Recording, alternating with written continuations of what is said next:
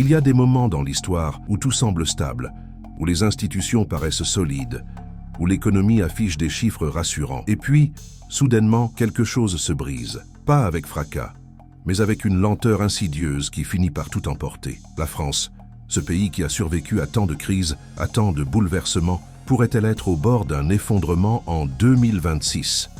Cette question peut sembler excessive, dramatique même. Pourtant, il suffit de regarder sous la surface pour percevoir des fissures que beaucoup préfèrent ignorer. Des fissures qui, si elles s'élargissent, pourraient transformer le paysage économique et social français d'une manière que peu de gens imaginent aujourd'hui. Ce qui rend cette situation particulièrement troublante, c'est que les signaux existent déjà.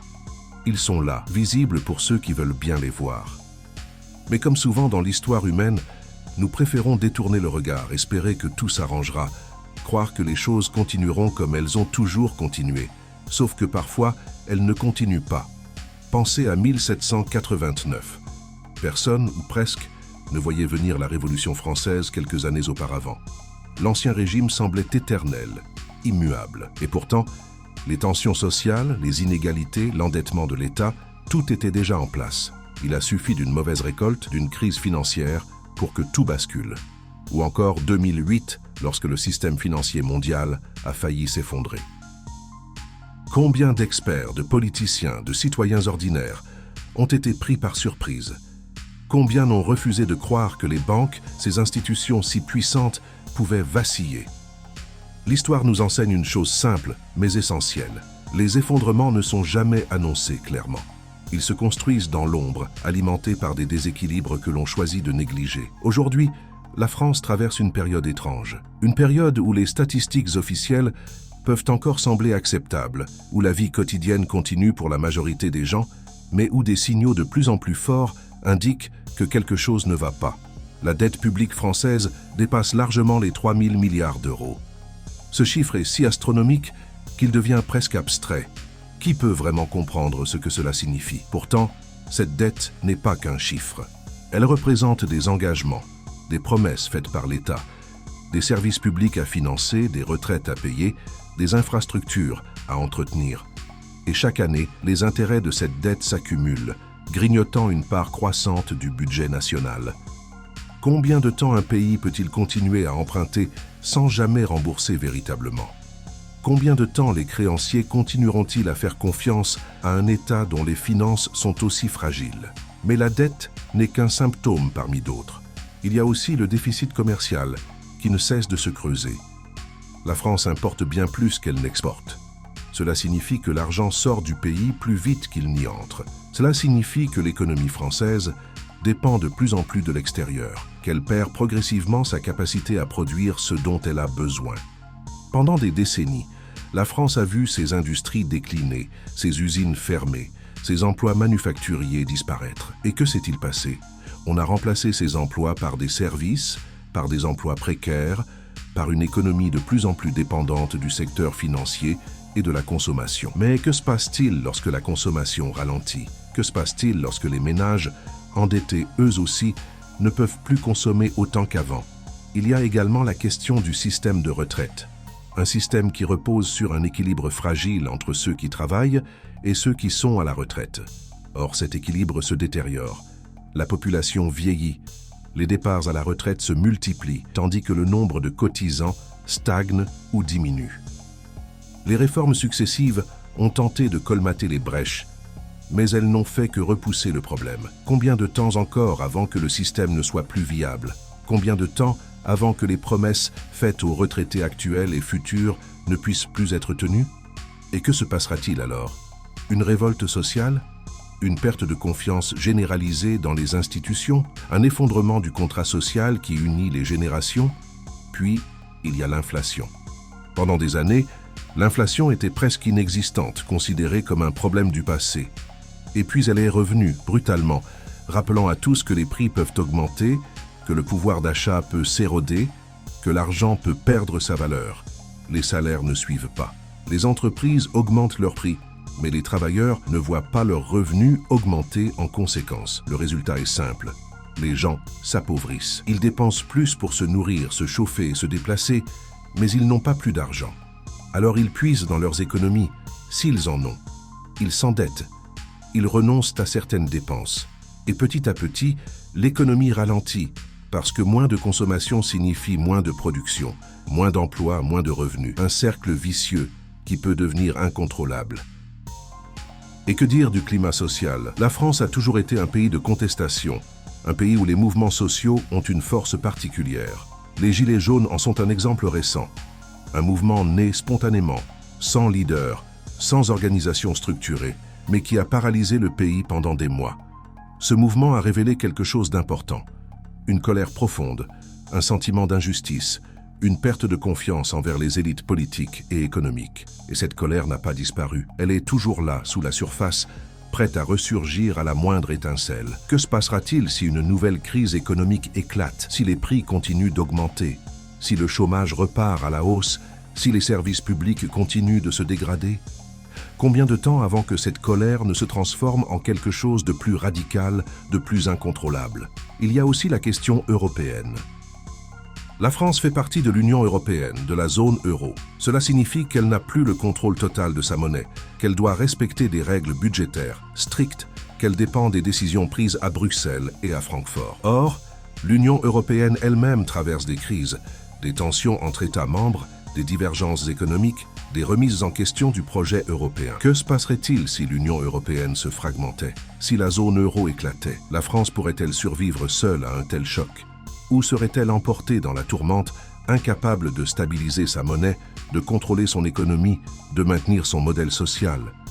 Et puis il y a les facteurs externes, ceux sur lesquels la France n'a aucun contrôle.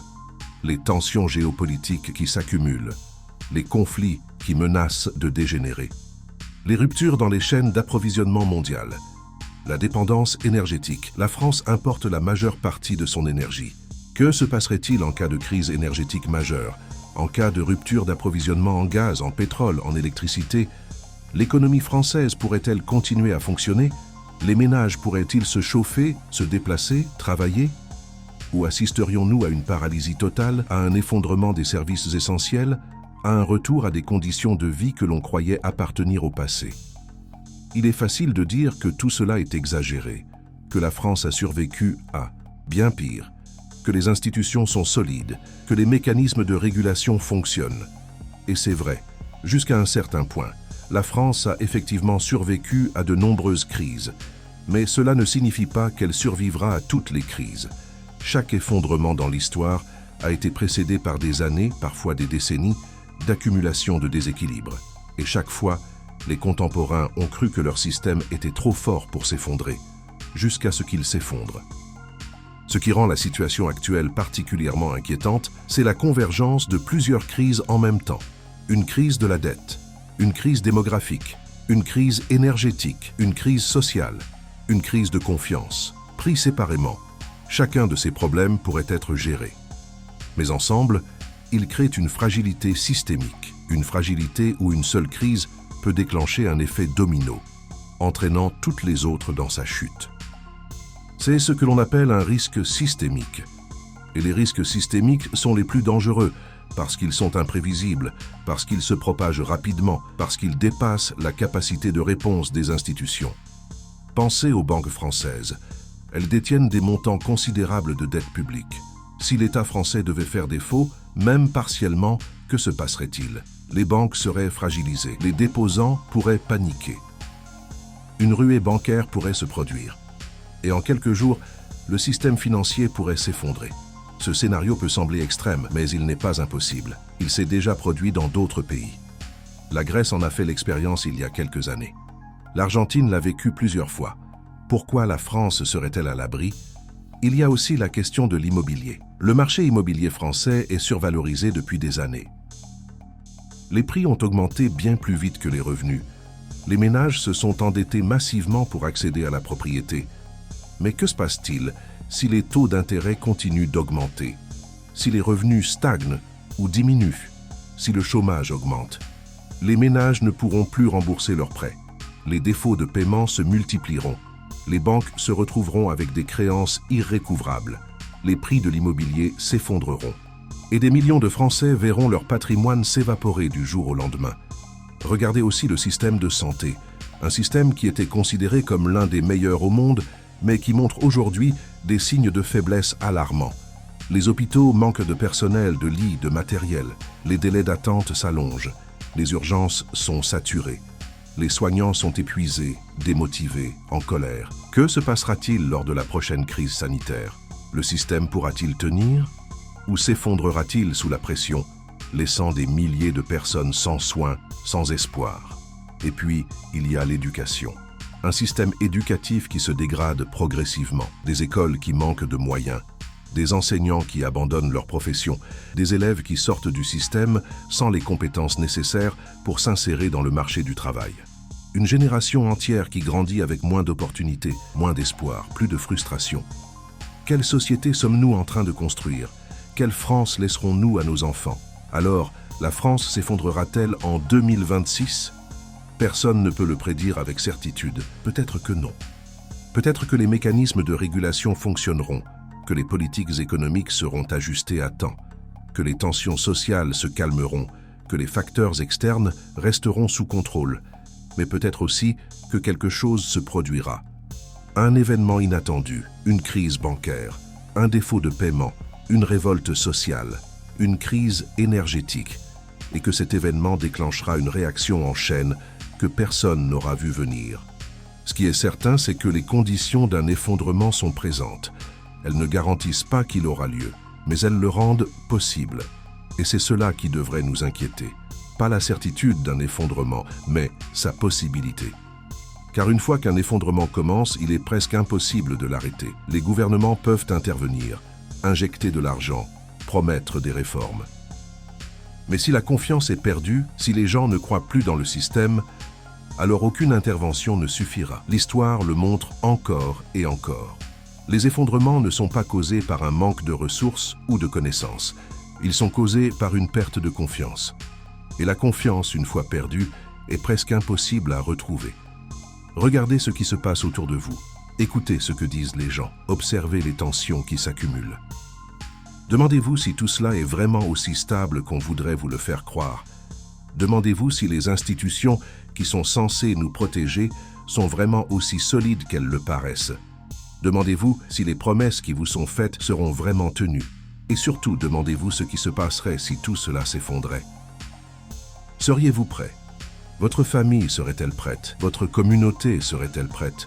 Ou seriez-vous pris au dépourvu, comme tant d'autres avant vous, incapables de comprendre comment tout a pu basculer si rapidement? L'effondrement n'est jamais une question de si, mais de quand. Les civilisations naissent, grandissent, atteignent leur apogée, puis déclinent. C'est un cycle qui s'est répété tout au long de l'histoire humaine. Aucune civilisation n'est éternelle. Aucune nation n'est invincible. La France ne fait pas exception à cette règle. Ce qui la distingue aujourd'hui, c'est qu'elle se trouve peut-être à un tournant de son histoire. Un tournant où les choix qui seront faits dans les mois et les années à venir détermineront son avenir pour les décennies à venir. Pensez aux signes que vous voyez chaque jour. Les files d'attente qui s'allongent devant les banques alimentaires, les manifestations qui se multiplient, les grèves qui paralysent les transports, les entreprises qui ferment, les commerces qui baissent le rideau, les quartiers qui se dégradent, les violences qui augmentent. Ce sont là des symptômes d'une société en tension, d'une économie qui vacille, d'un système qui s'épuise. Et que dire de la politique? Un paysage politique fragmenté, polarisé, incapable de produire des consensus, des partis qui se déchirent, des leaders qui se succèdent sans apporter de solutions durables. Un sentiment croissant que personne n'est aux commandes, que personne ne sait vraiment quoi faire. Dans un tel contexte, comment espérer que les bonnes décisions seront prises au bon moment? Comment croire que le pays pourra naviguer à travers les crises qui s'annoncent?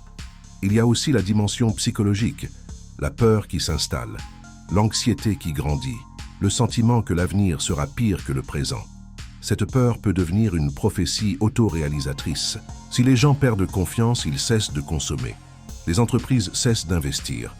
Les banques cessent de prêter et l'économie s'effondre, non pas parce qu'elle devait s'effondrer, mais parce que tout le monde a cru qu'elle allait s'effondrer. Peut-être que 2026 ne sera pas l'année de l'effondrement.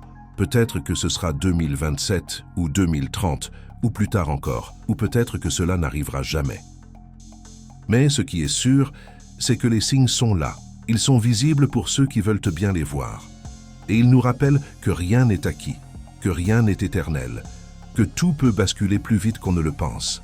Alors peut-être est-il temps de réfléchir, de se poser les bonnes questions, de regarder au-delà des discours rassurants et des statistiques officielles, de se demander ce qui se cache vraiment derrière la façade de stabilité, et de se préparer, non pas à l'effondrement, mais à la possibilité de l'effondrement. Car dans un monde aussi incertain que le nôtre, c'est peut-être la seule chose sensée à faire.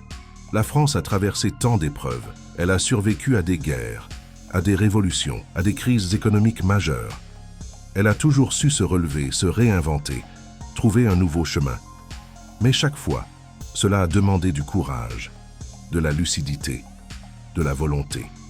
Et aujourd'hui, la question est de savoir si ces qualités sont encore présentes, si la société française a encore la force de se regarder en face, d'accepter la réalité de sa situation, de prendre les décisions difficiles qui s'imposent, car c'est bien de cela qu'il s'agit. Non pas d'une fatalité inévitable, mais d'un choix. Le choix de continuer à ignorer les signaux, à espérer que tout s'arrangera tout seul.